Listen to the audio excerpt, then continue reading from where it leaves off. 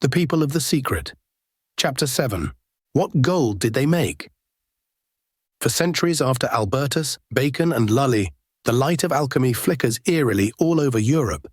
Strange figures appear in the courts of kings and princes, in monasteries and in marketplaces. They are hailed as superhuman, as charlatans, as religious geniuses, as philosophers, as spies. They write gibberish, but their writings are superstitiously copied, hoarded, sold, ridiculed. The commonalty of Europe can interpret none of this, but it feels a strange, haunting echo of something important beyond reason. Among the alchemists themselves, there is a freemasonry of understanding. Texts are written to take students one degree further and to baffle more completely those below the level for whom the text is written. All seems confusion and contradiction. Are the alchemists engaged in making metallic gold? Or are they talking about a whole range of metaphysics that has nothing to do with literal gold? Even when they seem explicit, alchemists contradict each other. Petrus Bonus, an Italian in the 1330, writes The Pearl of Great Price and claims that the whole art of transmutation can be learned in a single day. Yet Albertus Magnus took 30 years to make his artificial man. Bonus, though an erudite and earnest student, admits that he did not, in the end, succeed in the great work. It is interesting that he regarded the astrological factors in the process as irrelevant, and it is tempting to suggest that astrology represents the intangible factor which so many alchemists sensed but could not reach. Paracelsus, on the other hand, had no such illusions, and it seems clear that he, unlike Bonus, had made contact with a genuine source, perhaps in both Spain and Turkey, and consequently knew better. In the figure of Theophrastus Bombastus van Hohenheim, who called himself Paracelsus, it is impossible to miss the feeling of certainty and assurance of one who truly knows. He seems to tower over the theoretical alchemists who puff their furnaces all through the centuries. A restless, intolerant genius, Paracelsus stalks through Europe like a giant, endlessly fulminating against the conspiracy of ignorance that was the medicine of his time, endlessly misunderstood, endlessly trying to give away the spiritual gold he had accumulated. His career very closely approximates that of certain initiates who take the path of blame, and parallels between Paracelsus and many similar figures in the East could probably be found. One scholar has said of him, "Those who imagine that the medicine of Paracelsus is a system of superstition that we have fortunately outgrown will, if they come to know its principles, be surprised to find that it is based upon a superior kind of knowledge that we have not yet attained, but into which we may hope to grow." C.G. Jung had this to say, "We see in Paracelsus not only a process of chemical medicine, but also of an empirical psychological healing science." Paracelsus' father was a doctor who taught his son medicine and alchemy. Here again, as in the case of Lully and Aquinas, there is a hint of a family connection with esotericism. Paracelsus' father was the illegitimate son of Ritter, Georg van Hohenheim, near Stuttgart, a commander of the Order of the Knights of Jerusalem. His presence in the East in 1468 is recorded. The Knights Hospitallers, like the Templars, are associated with a secret tradition under their outward humanitarian activities. It is known that Ritter Georg thought highly of his illegitimate son, and it seems probable that certain matters would be tacitly understood in the family. After learning what he could from his father, the young Paracelsus went on an endless series of wanderings, accounts of which are confused and contradictory. But he is associated at one stage with the name of Johann Trithemius, a celebrated alchemist monk of Würzburg. He says himself that he learned from abbots, bishops, doctors, and many alchemists. He spent some time, perhaps significantly, in Granada in 1518, but his journeys took in Germany, France, Belgium, England, Scotland, Denmark, Russia, Tartary, and Lapland. He seems to have served as an army surgeon on more than one occasion and certainly got an MD from the University of Ferrara. Back in Strasbourg between journeys, he cured a prominent citizen of Basel and so brought himself to the notice of Erasmus, who sponsored him for the post of medical officer of Basel. Paracelsus suffered from a congenital inability to suffer fools gladly, and his attacks on clerical superstition and medical ignorance ensured a sort of self-renewing anti-Paracelsus lobby, From one end of Europe to the other, magic is a teacher of medicine far preferable to written books, he said.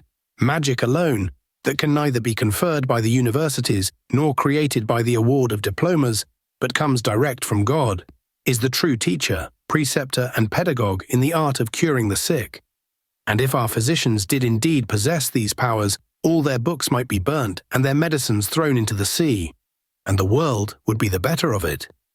Statements like these were as little likely to endear him to the leeches and apothecaries of Europe in the 16th century as they are to commend him to the General Medical Council of today. But to Paracelsus, magic and medicine were opposite sides of the same coin. He is said to have invented the mercury therapy for syphilis, but it should be remembered that an alchemist's mercury is to be understood in quotation marks. Yet he was beyond any doubt a pioneer in both science and medicine. Holmyard sums him up thus: Paracelsus believed that sickness and health are all controlled by astral influences, and that sickness can be driven out and health restored by arcana or secret remedies. The function of the arcana is to restore a celestial harmony between an inner astrum or star in man and a heavenly astrum. They must therefore reach out to heaven, that is, be volatile and incorporeal. The actual medicine must be material, but the arcanum it contains is spiritual. From views like this, it is sometimes claimed that Paracelsus invented modern chemotherapy, but it would be equally plausible to claim that he invented or rediscovered homeopathy 250 years before Hahnemann.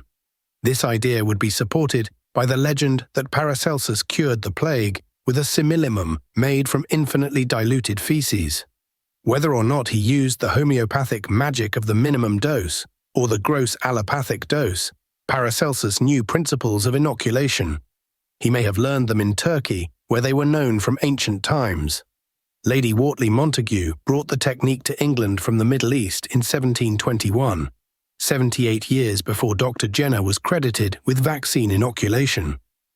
But a homeopathic attitude seems more likely. It is indeed all but explicit in the following: for we teach that what heals a man also wounds him, and what has wounded him will also heal him.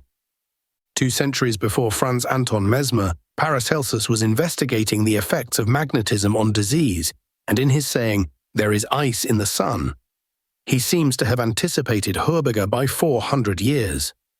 He came close to postulating the equivalence of mass and energy. Know, therefore, that the said mass is nothing but a box full of force and power. Over and over again, Paracelsus foreshadows modern attitudes alike in science and fringe medicine.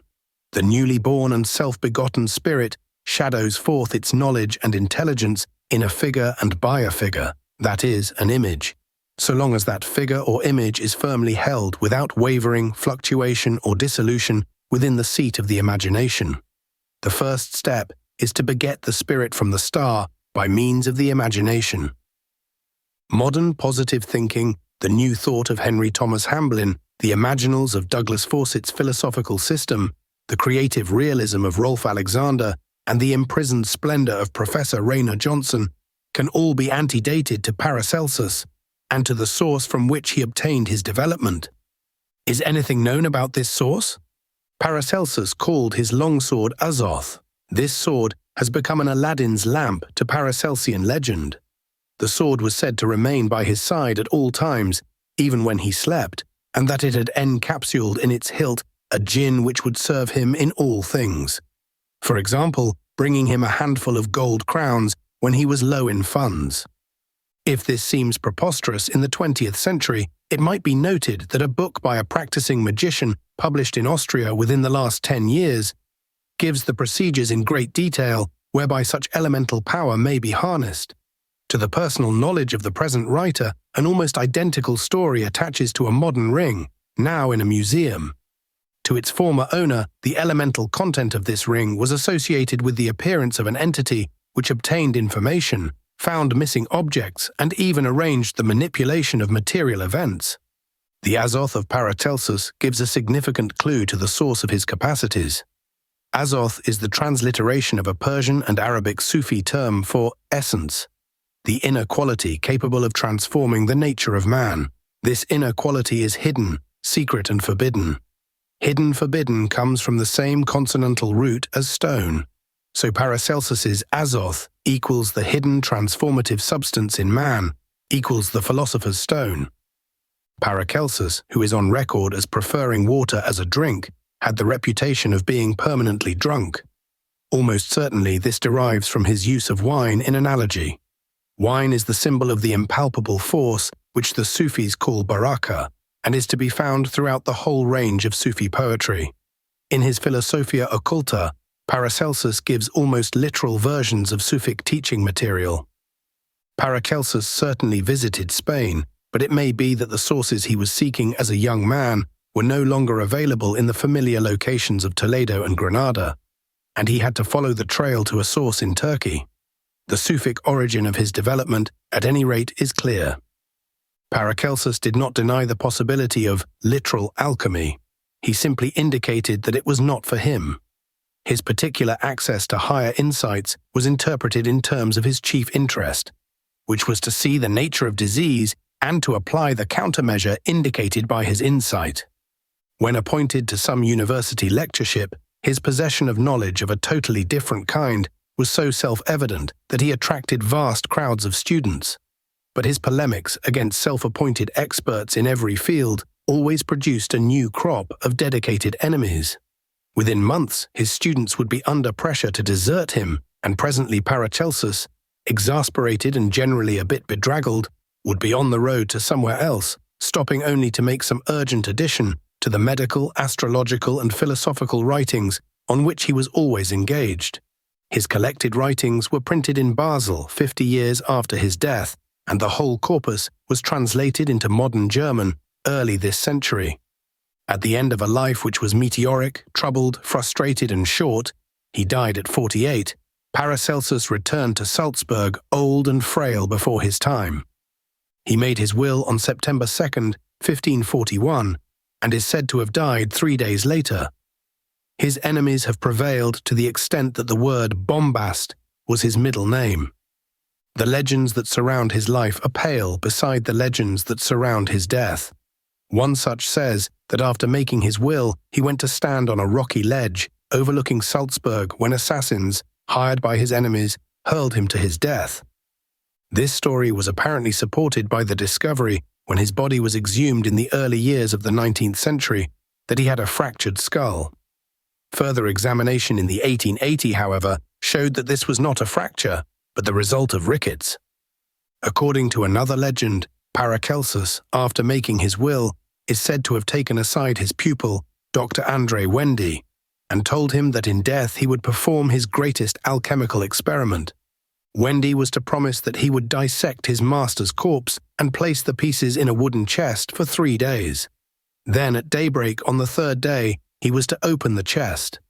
The dismembered corpse would then be seen to have reassembled itself, and from the chest Paracelsus would rise in the form of a young man, renewed and immortal. Wendy is supposed to have opened the chest, in an outhouse of the White Horse Inn in the Kaigas, too soon. The transformation was all but complete, but the reconstituted skull was still incomplete, and as Wendy watched, the process went into reverse and the corpse reverted to that of the dying 48-year-old alchemist. About such a legend, there are echoes of a resurrection drama which is associated with a very high order of things, and it is significant that this legend seems to be uniquely among European alchemists attached to the person of Paracelsus.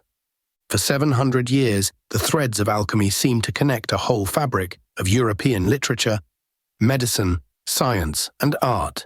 As we shall see presently, the tradition continues during the Second World War and up to the present day. Chaucer reported alchemical matters, a little disingenuously perhaps, in the canon's Yeoman's Tale. George Ripley of Harrogate studied with the Knights of St. John of Jerusalem. Thomas Norton, who was probably a privy councillor to Edward IV, seems successfully to have made the elixir, but to have had it stolen from him by a woman, a suggestion which may be symbolic at several levels. Thomas Dalton went right to the steps of the scaffold, refusing to divulge the secret of alchemy, and was then magnanimously released, his courage having touched his captors, courtiers of the Edward IV court. Churchmen, including a canon of Lichfield and a prior of Bath, were engaged in alchemy and seem to have maintained a sort of intelligence network within the church, for the most part unsuspected by officialdom. The Elizabethan court was suffused in a, perhaps second-hand, glow of alchemical activity associated with that doubtful Fellow of Trinity, John Dee, who advised Elizabeth on the astrological aspects of her coronation, and his more dubious partner, Edward Kelly, who is said to have found the Philosopher's Stone in a cavity in the ruins of Glastonbury Abbey.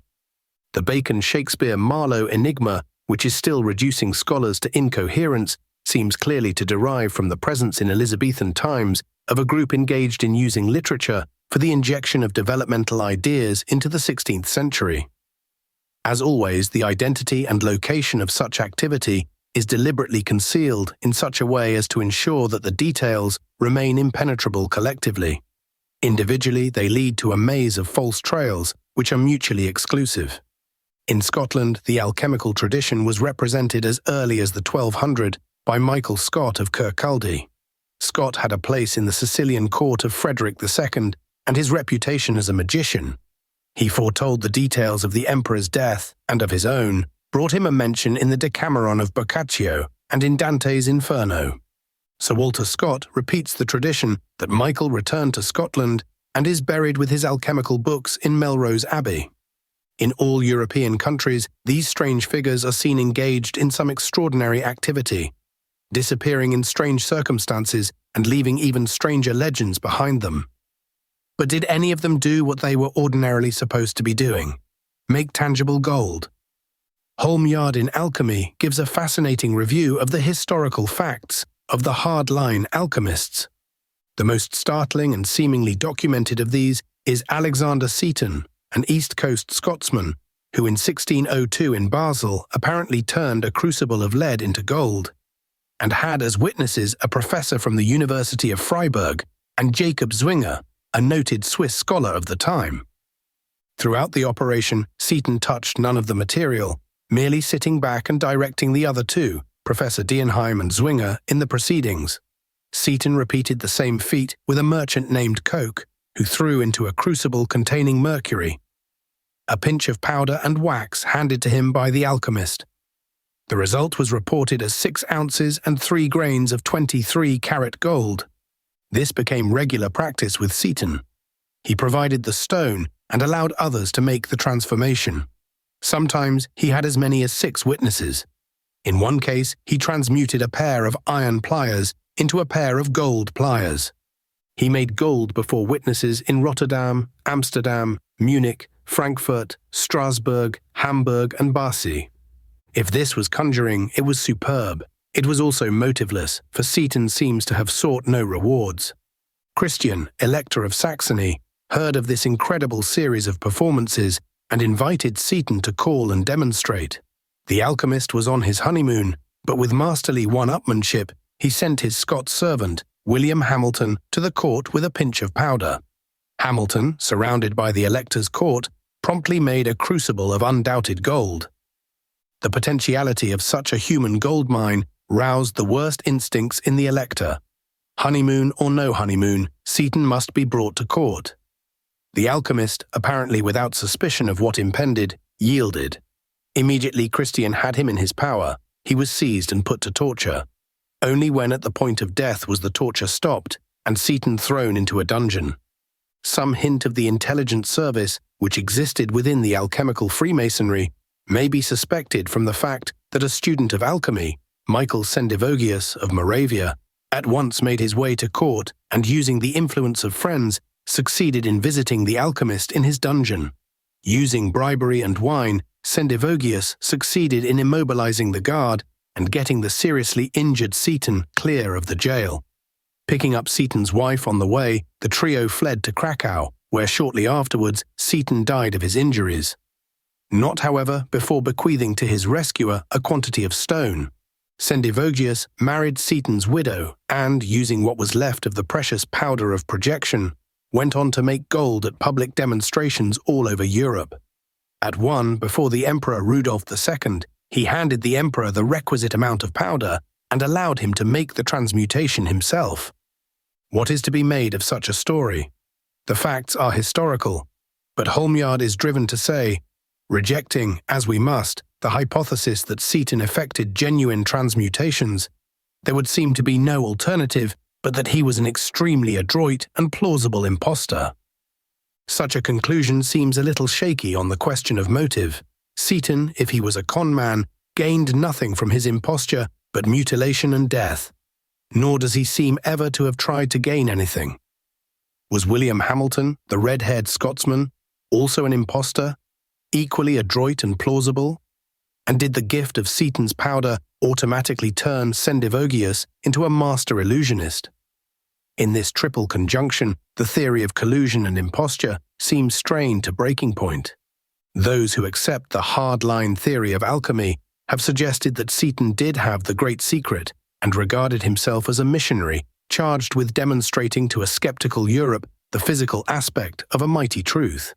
This sort of motivation in an alchemist of a certain degree may not be wholly absurd. It might be echoed in the incident associated with the name of Johann Schweitzer, who, in the then fashion of scholarly Latinizations, was known as Helvetius.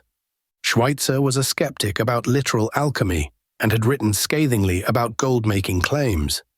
He was a man enjoying a reputation for the highest integrity, and in addition to being an eminent citizen of The Hague, in 1666 was physician to the Prince of Orange.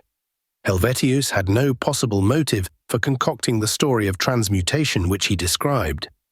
In fact, it discredited his previous published views and lost him face. His own account of the incident survives, and the circumstances appear to be of a degree of attestation which would probably be admitted as evidence in a modern court of law. 2 days after Christmas, 1666, Helvetius opened the door of his house to find a stranger on the doorstep. The latter began to talk about alchemy and took Helvetius to task for his skepticism. The doctor invited the man indoors and was soon captivated by the visitor's seriousness and culture. In the parlor, the stranger produced a carved ivory jewel box, inside which, lying on a bed of velvet, were 3 pieces of what looked like resin or crude glass. Each piece was as big as a walnut and of pale amber color. These, said the stranger, were made of the philosopher's stone and were capable, used all together, of making 20 tons of gold. Helvetius was allowed to handle one of the pieces, but, not unnaturally, continued skeptical. Much as he would like to give Helvetius conclusive proof of his claims, the stranger said, he could not do so without permission. This he would try to obtain, but in any case he would call again on Helvetius in 3 weeks' time. Against all expectations, the man did come back 3 weeks later. This time he broke off a little scrap of the material and gave it to the doctor. The latter thought this minute scrap, even if it were genuine, was probably too insignificant to have much effect, and said as much. On hearing this, the stranger took back his gift and broke it in half with his thumbnail. He gave the doctor the half fragment and said that even this was more than sufficient. There is a suggestion in the conversation at this point that the stranger was testing Helvetius in various ways. Helvetius wrote down the whole conversation from memory in his diary, and it is of more than superficial interest. Regrettably, the stranger said he could not do a transmutation tonight, but he would return at 9 in the morning and would then give the doctor conclusive proof that alchemy was no hoax. The stranger did not return at 9 the next morning or any other morning. Helvetius never saw him again. When the doctor and his wife had given up all hope of his return, they took the only action that suggested itself. They would try for a transmutation themselves, using the tiny scrap of material the alchemist had left. They got a crucible and melted half an ounce of lead over the kitchen fire. When it was fully molten, they enclosed the scrap of stone in a pellet of beeswax and threw this into the lead pot. Before their eyes, the entire mass turned into what looked like brightest gold. The crucible was still too hot to handle with comfort, but somehow the pair ran through the streets with it to a goldsmith who assayed it and pronounced it genuine. Within hours, the story was all over The Hague, and within weeks, it was all over Europe. The official goldsmith to the Prince of Orange asked permission to test the gold and subjected it to various standard procedures. One of these consisted of mixing in a quantity of silver filings with the gold and treating the whole mass with aqua fortis. To everyone's astonishment, some of the silver was then converted to gold, the virtue of the stone being not wholly expended in the original transmutation. Helvetius ended up with more alchemical gold than he had made in the first place. The story was, of course, a sensation. Many plausible and implausible explanations were offered, but at no time does the integrity of Helvetius appear to have been questioned. Not the least interesting part of the story is the conversation between Helvetius and the alchemist. This includes a number of very significant sentences. One such is, "Nay, without the communication of a true adept philosopher, not one student can find the way to prepare this great magistery." In explaining that alchemy could perform other transformations than that of gold, he listed the production of precious stones as one example. The alchemist appears to be merely describing a process of material chemistry. Between the lines, however, he is clearly describing another process altogether. The two aspects are cunningly interwoven, but it would appear that the doctor failed to pick up the symbolism. Other parts of the conversation could have been in the nature of a test, and in saying that the student must know the whole matter from head to heel, and in using flowery metaphors about the seal of Hermes, the alchemist was probably going as far as he dared. Helvetius, it would seem, did not make the right responses, and perhaps the stranger had to write him off as a possible candidate for this reason. Perhaps at that particular time a man interested in alchemy and possessing Helvetius' integrity was needed. Perhaps also some popular demonstration as to the veridical nature of material alchemy was also called for. In failing to find in Helvetius the degree of preparedness he had hoped for, the alchemist settled for his second aim and achieved it through the scrap of material he donated to the doctor. The conversation must rank as one of the most significant in the whole published annals of European alchemy. It establishes the stranger as a man who knew the spiritual nature of the process, and it leaves in the historical record an endorsement of holy alchemy's literal counterpart. In the record of gold-making, one of the most enduring legends is that Raymond Lully came to England sometime in the second half of the 13th century, made alchemical gold for Edward II, and founded the Bank of England. Lully's visit to England, his association with Abbot John Cremer of Westminster, the production in the Tower of London of enormous quantities of gold from which the coins Nobles de la Rose were struck, all this is regarded by many scholars, including Holmyard, as apocryphal. Holmyard doubts that there ever was an Abbot John Cremer. Mary Atwood, who was a very able scholar indeed, accepts the story and cites the kernel of the legend in an MS, Ultimum Testamentum, attributed to Lully himself. There would certainly appear to be contemporary or near-contemporary references to the incident in works by other writers, including Olaus Borrichius, R. Constantius, Dufresnoy and Dickinson, De Quintessentia. According to the story, Lully, while in Vienna, was invited to England by Edward II. The Blessed Raymond refused. Abbot Cremer, who had laboured unsuccessfully at alchemy for 30 years, set off to meet Lully, who had moved on to Italy. There they met, and there Lully is supposed to have transmitted to Cremer the key to the mystery. Cremer then persuaded Lully to change his mind and come to London. Lully was immediately introduced to the king, who promised to mount yet another crusade if Lully would agree to finance it with alchemical gold. In a private chamber in the Tower of London, Lully is said to have produced £50,000 of purest gold. The testament attributed to him says converti una vice, in aurum 50, milia pondo argenti, vivi plumbi et stani. On receiving this enormous treasure, converted from mercury, lead and tin, the king then broke his promise to conduct a crusade, arrested Lully and demanded more gold. Lully, aided by Cremer, managed to escape from the tower and fled the country. Contemporary writers relate a further incident, that when the cell in the tower from which the alchemist had managed to escape was searched, a quantity of stone was found concealed in a wall, and with this the workmen succeeded in transmuting lead into gold. Whatever the literal value of this story, it may not be without symbolic significance. The Bank of England was founded by Raymond Lully. If Bank of England is taken to symbolize the later emergence in Elizabethan times of England as a temporal power which has played a decisive part in world history, the message would appear to be that this impulse derived from some action by Raymond Lully. Perhaps the separation of spiritual gold from literal gold, like the alchemical separation itself, is one that eludes historians. Is there no authentication of literal alchemy more recent than 700 years ago? Indeed there is, and within the past few years. Morag Murray, an expert on the esoteric perception system known as Kaif, is a Scotswoman married to an Afghan. She has seen alchemical gold made by an alchemist in NW, India, and has given a notarized account of it to Idries Shah, the author. It is given verbatim in Shah's book, Oriental Magic. Morag Murray was taken to meet a Pathan called Aqil Khan, somewhere in the Khyber area. The alchemist, a most taciturn and slightly disreputable individual, took her and her companion on an expedition to collect about a quarter of a pint of the juice of the plant, which looked like a large dandelion.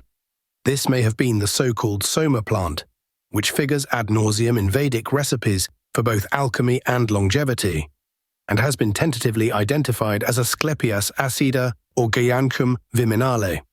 Next day, the alchemist collected a large ball of clay by scooping up selected handfuls from the bed of a running stream. From this clay he made 2 deep bowls 6 inches across. On the 3rd day, the party collected some dark red, hard kindling wood, and on the 4th day some large grey, nearly square stones. On the 5th day, they built a fire, started with paper on which certain symbols had been written, and progressively fed it with the hardwood sticks, charcoal, and the dried blood of a white goat. The fire, lit on the first night of a new moon, was kept burning for 7 days, the party taking turns to stoke it. The 2 clay bowls were placed on a large square of linen on the ground. Then strips of new cotton were cut an inch wide from a large sheet and laid on the linen. Morag Murray then describes the actual gold making. What remained of the clay was mixed with spring water, carried 5 miles in a new jar, to the consistency of thick cream. A piece of stone the size of a large apricot was placed in one bowl, with a piece of silver the size of a sugar lump. Over these was spread 2 tablespoonfuls of the milk sap we had gathered. All the time the gold maker kept looking at the stars, restlessly, like a man consulting his watch. He now placed the other bowl on the one containing the stone, silver and juice, and formed a kind of circle of the 2. The whole thing was then carefully wound round with the long strips of cotton, dipped in clay which stuck like glue. This was continued until all the cotton was used up, and the mass was greatly enlarged. Lastly, more of the clay, ordinary clay, was moulded around the package, and the whole was put into the heart of the glowing fire. Hot charcoal was spread over this, and the vigil began. The bowl had to remain at white heat for 7 days and 7 nights. Fortunately, it was not necessary to sit over the fire all the time, but we had to keep a constant shared watch of it. This was because Satan cannot make gold, and if this gold in the making were left unwatched, he would come and steal it in its present form and learn the secret. Even Ahmed and I, the uninitiated, had by this time formed the habit of looking anxiously at the stars. Excitement ran high in my mind. Aqil crushed that. Every experiment of this nature must be treated as a matter of course. No talk, no laughing, no optimism, no doubt. No eating or drinking on duty. The weary days and nights passed. Aqil removed the red ball from the fire and laid it aside in a pile of sand to cool. It took 12 hours to cool sufficiently. Not all the cotton, we noticed, had burned due to the presence of the clay, as Aqil unwrapped it. At last the bowls were prized apart, and within lay a piece of yellow metal. Aqil handed it to me. Take it to a jeweler and see if it is gold. When I hesitated, thinking that there must be some trickery, he went into the back of the cave and brought out a large cotton bag. Out of this he turned about 50 other nuggets, just like the one which lay in my hand. These are some, there are many more. I would have doubted once, as you doubt. It took me 30 years to learn this. 30 years of water and nuts, berries and starvation, contemplation and experiment. I had to learn to read the heavens, tame animals, know signs. All I had when I started was a formula which was garbled, and I had to put it right. As to the finding of the places where the right ingredients are, that took years. I asked him what he wanted to do now. Now, it is 5 years since I perfected the system. I have been making gold ever since. I cannot do anything else. And I do not want to. But what is the use of it all? I set at naught all my old master warned me against. It becomes an obsession. The very fact that I can do what none other can, except a few, is my joy, and I do not want anything else. What is the good of gold? Can it restore life? I am its slave. I cannot get away from it. There, my friend, is my story. The fascination has me in its grip. I cannot, will not give the gold away, sell it, or let anyone else have it. I do not know why this is either. I took the gold to the jeweler. He offered to buy it. It was not mine. I took it back to Aquil. He threw it like a piece of coal into the back of the cave. Go back to London, he said. I have no way of knowing to this day what the answer to all this is. It is tempting to speculate about the relevance of this futile gold-making to a conversation between G.I. Gurdjieff and his pupils, reported by P.D. Uspensky In Search of the Miraculous. Talking about different paths of human development, Gurdjieff said, "It must be noted that in addition to these proper legitimate ways, there are also artificial ways which give temporary results only, and wrong ways which may even give permanent results, only wrong results. In these ways, a man also seeks the key to the fourth room, and sometimes finds it. But what he finds in the fourth room is not yet known. It also happens that the door to the fourth room is opened artificially with a skeleton key, and in both these cases the room may prove to be empty. Whether the search leads to an empty room or not, the search is not confined to ancient and medieval times. An alchemical legend, as powerful as any from the past, attaches to the mysterious Fulcanelli, who has never been finally identified, but who is believed to be alive still, and in Spain. Pauwels and Bergier, in their book The Dawn of Magic, Matin des Magiciens, pieced together an extraordinary story, which in various forms has been circulating in Masonic and Rosicrucian circles for the past 2 decades. Sometime between 1920 and 1925, a mysterious individual in France approached Eugène Cancelliet, a student of alchemy and occultism, and asked him if he could arrange publication of a manuscript which he had written. Cancelliet agreed and carried out his task, but the book published, the mysterious stranger failed to reappear. This manuscript was the now famous Mystère des Cathédrales. It purports, among other things, to be a key to the architecture of the Gothic cathedrals, showing them to be enciphered textbooks of the alchemical technique. In 1937, Jacques Bergier, co-author of Dawn of Magic, was a student studying nuclear physics under the famous André Hellbrunner, later killed in Buchenwald by the Nazis. Bergier was visited one day by a mysterious stranger whose manner conveyed an impressive authority. For various reasons, Bergier has since concluded that he was in the presence of Fulcanelli.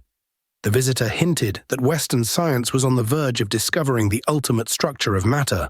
The forces which would then become available would imperil the whole planet. The stranger said, "Monsieur André Hellbrunner, whose assistant I believe you are, is carrying out research on nuclear energy. Monsieur Hellbrunner has been good enough to keep me informed as to the results of some of his experiments, notably the appearance of radioactivity corresponding to plutonium, when a bismuth rod is volatilized by an electric discharge in deuterium at high pressure. You are on the brink of success, as indeed are several other of our scientists today. May I be allowed to warn you to be careful? The research in which you and your colleagues are engaged is fraught with terrible dangers, not only for yourselves, but for the whole human race. The liberation of atomic energy is easier than you think, and the radioactivity artificially produced can poison the atmosphere of our planet in the space of a few years. Moreover, atomic explosives can be produced from a few grams of metal, powerful enough to destroy whole cities. I am telling you this as a fact. The alchemists have known it for a very long time. I know what you are going to say, but it's of no interest. The alchemists were ignorant of the structure of the nucleus, knew nothing about electricity, and had no means of detection. Therefore, they have never been able to perform any transmutation, still less liberate nuclear energy. I shall not attempt to prove to you what I am now going to say, but I ask you to repeat it to Monsieur Hellbrunner. Certain geometrical arrangements of highly purified materials are enough to release atomic forces without having recourse to either electricity or vacuum techniques. I will merely read to you now a short extract. He then picked up Frederick Soddy's The Interpretation of Radium and read as follows: "I believe that there have been civilizations in the past that were familiar with atomic energy, and that by misusing it, they were totally destroyed." He then continued, "I would ask you to believe that certain techniques have partially survived. I would also ask you to remember that the alchemists' researches were colored by moral and religious preoccupations, whereas modern physics was created in the 18th century for their amusement by a few aristocrats and wealthy libertines. Science without a conscience. I have thought it my duty to warn a few research workers here and there, but have no hope of seeing this warning prove effective. For that matter, there is no reason why I should have any hope." Bergier has never been able to forget the sound of that precise, incisive voice, speaking with such authority. He ventured to put another question. "If you are an alchemist yourself, sir, I cannot believe you spend your time fabricating gold like Dunikovsky or Dr. Meter. For the last year I have been trying to get information about alchemy and find myself surrounded by impostors or hearing what seem to be fantastic interpretations. Now can you, sir, tell me what is the nature of your researches? You ask me to summarize for you in 4 minutes 4,000 years of philosophy and the efforts of a lifetime. Furthermore, you ask me to translate into ordinary language concepts for which such a language is not intended. All the same, I can tell you this much. You are aware that in the official science of today, the role of the observer becomes more and more important. Relativity, the principle of indeterminacy, show the extent to which the observer today intervenes in all these phenomena. The secret of alchemy is this: there is a way of manipulating matter and energy so as to produce what modern scientists call a field of force. This field acts on the observer and puts him in a privileged position vis-à-vis the universe. From this position, he has access to the realities which are ordinarily hidden from us by time and space, matter and energy. This is what we call the great work. But what about the philosopher's stone, the fabrication of gold? These are only applications, particular cases. The essential thing is not the transmutation of metals, but that of the experimenter himself. It's an ancient secret that a few men rediscover once in a century. The story as told by Pauwels and Bergier is only part of the Fulcanelli corpus, which circulates in Rosicrucian and Masonic circles. According to this, Fulcanelli was a member of the former French royal family, the Valois, who were kings of France from 1328 to 1589. He and his brother, both students of alchemy, lived anonymously in Belgium under the name of Dujol. The brother, who later assumed the pseudonym of Fulcanelli, succeeded in making the stone when he was 72 in 1928. He is still alive, aged 118, 1974, but has the appearance of a man of 45. According to Cancelier's prefaces to the several editions of Le Mystère des Cathédrales, the master disappeared while Cancelier was preparing the first edition for publication and has never been seen since. A different account is current in various occult circles. This alleges that at least one former pupil of Fulcanelli has had subsequent contact with him in Spain. One man is said to have been summoned to Seville. Met there by an intermediary, he was hypnotized and conducted on a long journey to a mysterious valley in a mountainous region. There he was reunited with Fulcanelli, who emerged as the leader of a strange colony of people living in simple but elegant conditions and all dressed in 16th century style. After receiving instruction appropriate to his level, this man was conducted back to Seville. Apart from the specific instruction given him and the general impression he retained of the colony and its remarkable people, all other details were removed from his mind by hypnosis, and no further clues to the whereabouts of Fulcanelli have ever been recovered. Even in circles where the Fulcanelli legend is much discussed, the mysterious Spanish colony is regarded as exceeding probability. It is, however, worth noting that members of Sufi groups are sometimes deprived of memory as part of their own development or mission. Only when deprived of the support which memory would give can the individual be driven to the extremes of effort necessary for a particular phase of his work. A Sufi may be sent to a far country and obliged to begin a critical phase of his work there, without memory of his own past. An actual example of this is known to the present writer. The parallel between this procedure and the loss of memory at birth is obvious. In some quarters, the whole Fulcanelli legend is regarded as an allegory in modern terms. Others claim that it is factual. Subtending the whole Fulcanelli corpus is the idea that he has achieved election to the same category as the mysterious Count of Saint-Germain. Fulcanelli is supposed to be waiting now in Spain for the beginning of a new phase in European history, when benevolent but technocratic monarchies will be the general form of government. He is destined for the throne of a new France, which he will ascend as Europe's first initiate monarch since Frederick II. This part of the story is not popular in French Masonic circles, however, monarch being a concept not in good standing. However fantastic the elaborations of the Fulcanelli legend, the secret valley in Spain is at least of symbolic interest. It echoes strangely with George Barrow's report of a similar legend, where a group of people retaining ancient customs and ancient knowledge is said to survive in some secret Shangri-La in Spain. Borrow is popularly supposed to be talking about either Jews or gypsies, but there may be reasons for supposing that he is talking about neither. Between the lines in the Bible in Spain, it seems clear that Borrow was engaged in some activity altogether separate from the distribution of copies of the Gospels to the Spaniards. He repeatedly mentions people who talk about the affairs of Egypt. This phrase is supposed to refer to the tenuous communication system of the gypsies throughout Europe, and contemporary writers have picked it up, presumably from Borrow, and fed it back to the gypsies. Gypsies now talk to newspaper interviewers about the affairs of Egypt. From other sources, it can be discovered that the phrase was in fact a recognition signal among Sufis in transit.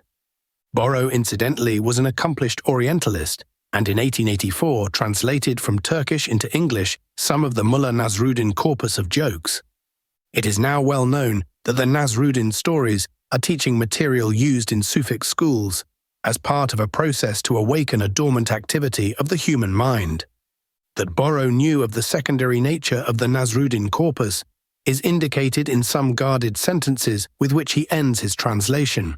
Some people say that whilst uttering what seemed madness, he, Nasruddin, was in reality divinely inspired, and that it was not madness, but wisdom that he uttered. Fulcanelli, Borrow, Spain, gold-making, alchemy, and behind all a single connecting thread, the Sufic impulse. England last century saw a very strange chapter in the story of alchemy, and one that passed almost unnoticed. It is the story of an English country gentleman and his daughter, who, working entirely from the theory given or concealed in alchemical texts, ancient and modern, apparently uncovered the basic secret of alchemy. They concluded that the aim of true alchemy was experimentally to transmute the gross nature and baser elements of man into incorruptible life. They also discovered, in all except the minutest of details, the nature of the practice by which this aim could be achieved. Mary Ann South, later Mrs. Atwood, of Berry House, Gosport, Hampshire, was born in 1817. She grew up her father's favourite and became in turn his secretary, pupil and collaborator. Thomas South had been interested in alchemy all his life, and had early become quite convinced that behind all the gibberish of the texts there lay concealed not only a complete philosophical system, but a technique of realizing it in practice. He had scholarship, seclusion, patience, and a private income, and he devoted all to his quest for the inner secret of alchemy. Together, he and his daughter began to compare alchemical texts from a certain viewpoint. In one text, a certain aspect is massively concealed. In another, the same point may be in relatively plain language. By overlapping a large enough number of texts, certain basics may be extracted. This is said to have been the method whereby the complete Masonic rituals were uncovered some 20 years ago. The Souths lived at a time when magnetism, electricity, mesmerism, and spiritualism were confusedly associated in the public mind, a sort of psychological interim period that was trying to bridge ancient superstition and emergent modern science. South and his daughter came to the conclusion, according to W.L. Wilmshurst, that both the physicist and the psychical empiricist were rediscovering and exploiting obscure natural forces, the existence of which had been perfectly familiar to philosophers, metaphysicians, and enlightened occultists of the past, but the manipulation of which had been kept carefully concealed. By 1846, father and daughter had pieced together their tentative conclusions and were confirming them daily with mounting excitement. Almost of itself, a book took shape. Perhaps without deliberately intending it, Mary found that she clothed her writing in a kind of code. She discovered that she was writing, just as the alchemists had done, in a way that protected the secret from most, while partially clearing the way for those who were ready to understand. Early in 1850, the book was ready for publication. She called it A Suggestive Inquiry into the Hermetic Mystery. See page 65. The proofs came back from the printer. The sheets were bound, the first copies came from the presses. 100 volumes went out to learned societies and libraries. Then something happened. Some believe that during the week when distribution of the book was starting, one or other had some mystical experience in which they saw deeply into the alchemical mystery. What is known is that one night father and daughter could think and talk about nothing except the culmination of so many years of devoted toil. The next, both were in a state of shock, a continuing panic to prevent the book appearing. They bought out the printer's interest, called in all issued copies. They cancelled distribution, and by offering as much as 10 guineas for a single copy of their own book, they succeeded in assembling at Gosport almost every copy in existence. And there, in the back garden of Bury House, they made an enormous bonfire in which, in the period of a few hours, was consumed the devoted labour of a lifetime. Not all the copies were recovered, and from a surviving copy, the book was reprinted in Belfast in 1918. Even this edition is something of a collector's item. It is clear that Mary South and her father concluded, from what source is not known, that the practical technique was inadequately concealed in the book. Like the Chinese alchemist who feared even the fly on the wall, and like Fulcanelli, if it was he, who dreaded the discovery of nuclear fission, Mary South and her father were suddenly terrified of the responsibility they incurred should the technique fall into unworthy hands. Perhaps the secret does protect itself, as the alchemists say. It is safe to say that a 20th century reader going through the work would dismiss most of it as simple nonsense. The suggestion that in the Bible the phrase, "Thus saith the Lord," is a code, indicating the presence of a mention of hermetic practice. The interpretation of the word adultery, even a pointed reference to Ezekiel chapter 8, would hardly stir a modern reader conditioned to believe that the ages before modern science were ages of unrelieved ignorance. The present writer suspects that a mention of the stone that the builders rejected comes closest to a possible plain language betrayal of an operative technique. But even so, the missing element which so many alchemists endlessly sought in vain remains missing. It is difficult to avoid the feeling that Mary credited her posterity with greater intuition than they have proved to possess. Some glimpse of the heights of Mary South's penetration of ultimate mysteries may be gleaned from the following scraps of conversation which Mary's companion, Elizabeth de Steiger, noted and preserved. The alchemical process takes place in and through the human body in the blood, changing the relation of its component parts or principles and reversing the circulatory order so that the sensible medium becoming occult, the inner source of its vitality is awakened, and the consciousness at the same time being drawn centrally, comes to know and to feel itself in its own true source, which is the universal center and source of all things. Alchemy is divine chemistry and the transmutation of life, and therefore that which is the medium between soul and body is changed and the soul freed from the chains of corpority. The body is left as a mere husk. These people put on their bodies as mere coats. The moment men begin to reduce the ontological ground taken by adepts to physical science, they begin to twaddle. The spirit teaches its own art, and according as it is obeyed, the artist goes on developing the way for him to advance itself to perfection. When one life being fermented throws its life to another equally fermented, a greater perfection is produced in the patient than was before in the agent who imparts it. That is the law of progression of the vital force. Sic itur ad astra. There is no such thing as truth absolute in nature because she has no true conceptive vehicle.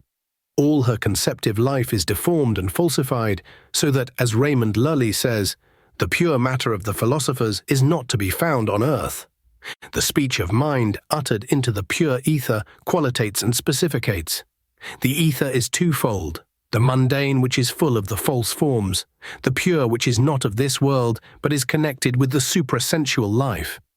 In the philosophical dissolution, body, soul, and spirit are separate. The body lies without breath. The other two are united to it as by a thread, and this continues until the refixation takes place. The outward form of masonry is too absurd to be perpetuated, were it not for a certain secret response of common sense to the original mystery. It may seem strange to say so, but too much haste to be good or perfect involves a self-willed action which defeats the end. Be not righteous overmuch, says Solomon, showing we should not exceed the capacity that is given. The whole work is an action of agent upon patient, and the reaction of patient advancing on agent. The work is gradual but always progressive. Each fermented spirit advances upon its origin. Kirchberger says for de Saint-Martin that there is no true government but a theocracy. Intellectual seekers get quickly deeper but have more to overcome. The wonderful part of the process is that the spirit, becoming freed from the body, carries on the perfection and purification of her own vehicle, the soul. Before leaving alchemy and alchemists, it would be interesting to look at a legend which appears to consolidate the entire alchemical corpus into one. The French diplomat, Louis Jacoliot, spent a large part of his posting to India investigating ancient legends. He wrote a number of remarkable books, and it may be that he was able finally to draw on more than theoretic deduction.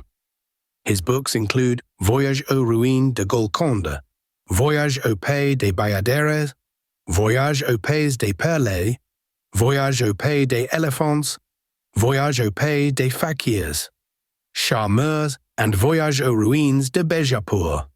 Jacoliot uncovered the legend of the 9 unknowns. According to this legend, the Society of the 9 Unknowns was created by the Indian Emperor Asoka in 273 BC. Asoka wished to encapsulate all human knowledge of the time and to ensure that all further research into the real psychology of man and the ultimate nature of matter would be confined to men incapable, because of their advanced state, of misusing the knowledge. Pauwels and Bergier in Dawn of Magic trace the transmission of this legend through Talbot Mundy, the English novelist who spent much of his life in India. The 9 unknowns, according to Jacoliot, are still alive, and he implies contact with them. In suggesting the range of their activities, he cites powers which were certainly unknown in the West in 1860, such as psychological warfare, sterilization by irradiation, and something like the release of nuclear energy. Each of the 9 unknowns is supposed to be responsible for the security of one entire branch of human knowledge. These branches include physiology, microbiology, transmutation of elements, extraterrestrial communication, gravitation, cosmology, light, and the evolution of human society. The science of judo is supposed to have resulted from a leak from the Book of Physiology and alchemy from the Book of Transmutation. It is also suggested that liaison between the guardian of transmutation and the unknown in charge of human evolution allows for the release of alchemical gold to alleviate distress locally, following natural calamities or social upheaval, says Pauwels. Having power to mold the destiny of the human race, but refraining from its exercise, this secret society is the finest tribute imaginable to freedom of the most exalted kind. Looking down from the watchtower of their hidden glory, the 9 unknowns watch civilization being born, destroyed, and born again, tolerant rather than indifferent, and ready to come to the rescue, but always observing that rule of silence which is the mark of human greatness. Myth or reality, a magnificent myth in any case. Allowing for the coloration of detail, perhaps inseparable from a Hindu and French transmission, this legend is accommodated with surprising ease in the theory on which this present book is based, the theory of the hidden directorate. It is echoed in a remarkable passage from the Kashf al-Mahjub of al-Hujwiri, the Afghan Sufi who died in 1063. Hujwiri, strangely enough, spent most of his life in India. Traditions have come down to this effect, and the sayings of the saints proclaim the truth thereof, and I myself, God be praised, have had ocular experience of this matter. But of those who have power to loose and bind, and are the officers of the divine court, There are 300 called Akyar, and 40 called Abdal, and 7 called Akbar, and 4 called Autad, and 3 called Nukaba, and 1 called Kutba, or Gauth. All these know one another and cannot act save by mutual consent. A remark by Idries Shah in Oriental Magic seems to refer. There is, he says, a chief of the entire Sufi corpus. His identity is known to a few, and he maintains contact only with the heads of orders, and that telepathically. A schematic diagram in the same book, showing the world's Sufi hierarchy, taken together with even slight acquaintanceship with the evolutionary aims which lie behind all Sufi activity, is probably sufficient to place the legend of the 9 unknowns in true perspective.